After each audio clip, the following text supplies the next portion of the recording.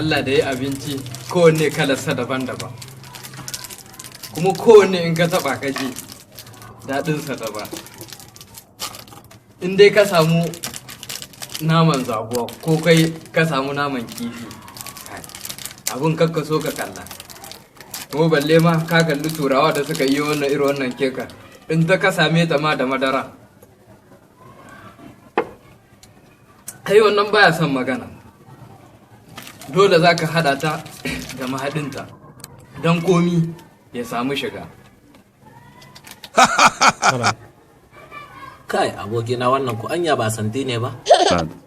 Ai kai ma ka san duk inda abinci yake, ai dole ake zubo zance don abincin ya yi daɗi. Kuma kai ka san daɗin abinci a ina ma yake?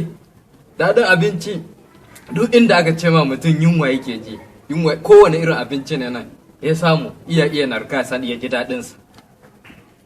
Daɗin abinci kai ni hirar da na mata irin namun daji yawa ko wanne na zabuwa ko su wanne na abincin ruwa kifi, wannan dutsen na lokacin da ake kaga ka samu komiyar ko ya ce ɗanya ko busasshiya, ita za ka gama da tuwo.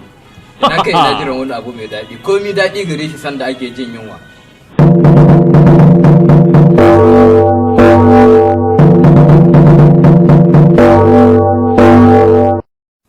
Abokina, a duniyar nan ana son mutum da ke hada da haƙuri.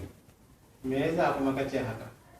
Abin da yasa na ce haka, za ka tadda mutum kana da cikakkar alaƙa da shi ta abokantaka, inda ya ka abu iya ma su iri ita he ka ji tsoro. Ka ce ana firgita jama'a kwanan nan.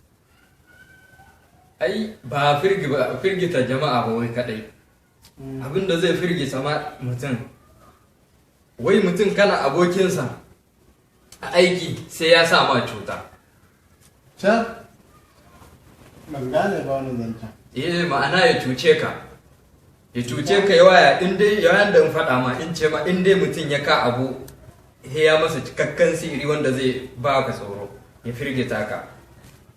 Innu asirin da zai wai in ya je ka abu iya nuna wai shi abokinka ne nan, so yake wai ya ma wai abu haka ma abu wanda wai za ka yaba ka kalla yawa kyauta kaga ka yaba a haka ne nan nufin shi, kuma ba nufinsa haka ba, nufinsa kawai ya sa cuta ya waya yanzu wannan wayar tawa idan ya je ya sayo ta da tsamin ma kuɗi kaɗan da miliyan bakwai, to sai ya zo ya ce ma da wajen 15 miliyan ya kata.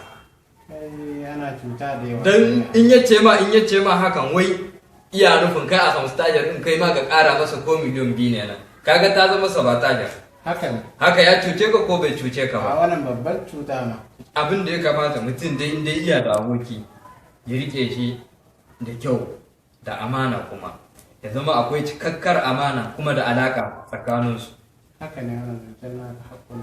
Don su iya masu bauta wa Ubangiji sosai yadda kowa yake so, kuma wanda ya kalle su ma tare sai ya yi farin ciki. Wallahi ba, inda za mu ji daɗi a so ina. A dai mutane za mu gane dumu samari da hakan iya sa mai farin ciki. Wallahi ba.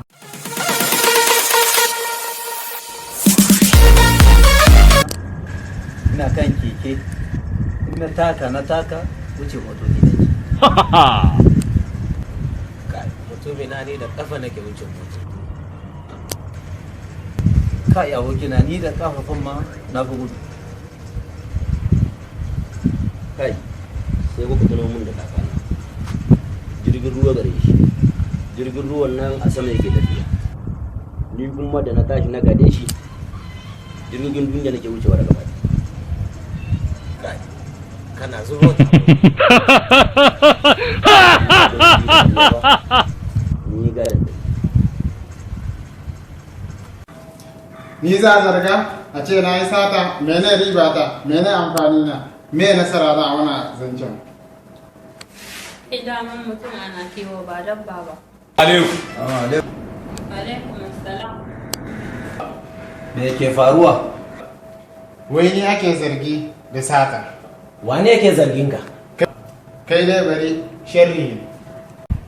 kun gani duniya nan haƙuri zai su wasu baka lura da su ba amma sun lura da su wasu in kan yi haƙurin ma da su sai sun sa ka kan zauci. ko kun ga zargin da aka yi wa Adam Zargin sata? Sata, inna lillahi wa inna ilaihi raji'un. Kai, Allah ya sauwaƙe. amin Amin.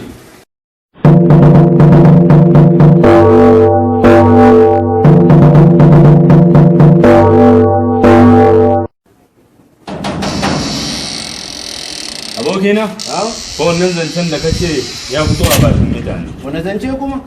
Zancen da kace Adam ya ma sata. A inda wannan ne kuma kai ba ka san ba ƙarya na masa. To kaga abin da ya kamata mu je wa Muniru don mu tafi wa Adam domin mu ba shi hakuri a wannan zancen. A inda wannan ne ba matsala sai mu je masa.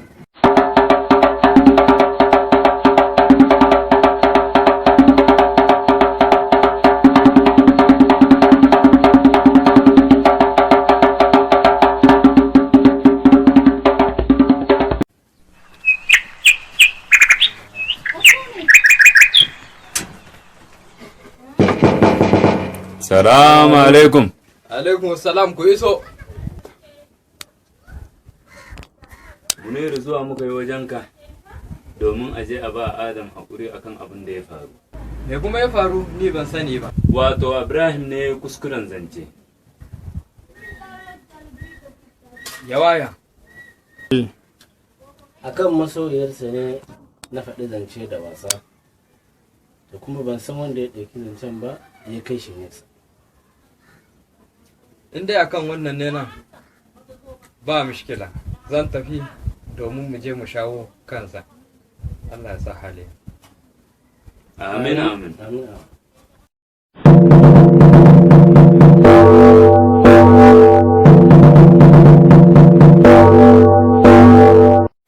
To, Adam ya kamata ka je ka fidda kanka kan zargin da aka maka. Haka ne ya kamata in ji sharrin da aka. Amma a kwanciyar hankali za ka je ka ji ba da faɗa ba. Allah ya sa. To, amin amin ya Allah. Allah ya sa. Adam, a rayuwa ana so mutum ya zama mai haƙuri. Ma a rayuwa akwai ibtila'i daban-daban.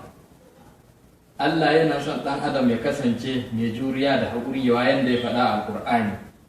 Yana cewa, ya ayyuhan lazina amanu isbiru wa sabiru. Wannan haƙon ne. Allah sa ba wani abu na muku. A'a, ba laifi kai ba. Ya ka muke bukata daga zuci ba a baki ba, ga wanda ya faɗi zance da baki ba har zuci ba. Kawai yaya, imin bayani. Ibrahim, kana iya masa bayani. Kan zargin da aka ce an yi ma na sata baka san kowaye shi ba. Wata rana Farida da ita da abokiyarta suna tsokana ta akan matar da zan aura. Zance ja zance da wasa sai na ce ni da Adam ya min sata. Kuma sai na ji zancen ya yaɗu a bakin mutane. In ce to mu zo mu nemi afuwarta. Dama har yanzu yana akwai munafukai a duniyan nan. Allah shirye su. Amin amin. Na yaba da hankalinku. A rayuwa ana so duk wanda aka yi masa laifi, aka yi masa wato hata. In dai wanda ya yi laifin ya zo ya nemi yafuwa ga wanda ya yi wa hata. Kuma wanda aka masa laifin shi ma ya kamata ya karbi wanda ya zo neman afuwa da hannu biyu. Don hakan yana kau da girman kai ya sa da farar rayuwa a ciki. Allah ya sa mu kasance masu ƙaunar manzon sama. Sallallahu alaihi wasallam. Allah ya sa.